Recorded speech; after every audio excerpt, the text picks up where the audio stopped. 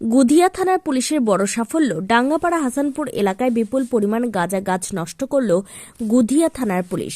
মুর্শিদাবাদ জেলার গুধিয়া থানার অন্তর্গত গুধিয়া পুলিশ পোস্টের অধীনে ডাঙ্গাপাড়া হাসানপুর এলাকায় গোপন সূত্রে খবর পেয়ে বড়সড় সাফল্য অর্জন করল পুলিশ। মঙ্গলবার বিশেষ অভিযান চালিয়ে ওই এলাকায় অবৈধভাবে চাষ করা কয়েকশো গাঁজা গাছ কেটে আগুনে পুড়িয়ে নষ্ট করে দেওয়া হয়। সূত্রের খবর, দীর্ঘদিন ধরে ওই এলাকায় গোপনে গাঁজা চাষ চলছিল। বিষয়টি জানতে পেরে গুধিয়া পুলিশ পোস্টের উদ্যোগে পুলিশের একটি বিশেষ দল অভিযান চালায়। অভিযানে বিপুল পরিমাণ গাঁজা গাছ উদ্ধার ও তাৎক্ষণিকভাবে ধ্বংস করা হয়। পুলিশের এই অভিযানে এলাকায় চাঞ্চল্য ছড়ালেও সাধুবাদ জানিয়েছেন স্থানীয় বাসিন্দারা। তাদের দাবি, দীর্ঘদিন ধরে এই অবৈধ কারবার বন্ধ করার দাবি জানানো হচ্ছিল। পুলিশের তৎপরতা অবশেষে সেই বেআইনি চাষ বন্ধ হওয়ায় এলাকায় স্বস্তির পরিবেশ ফিরেছে।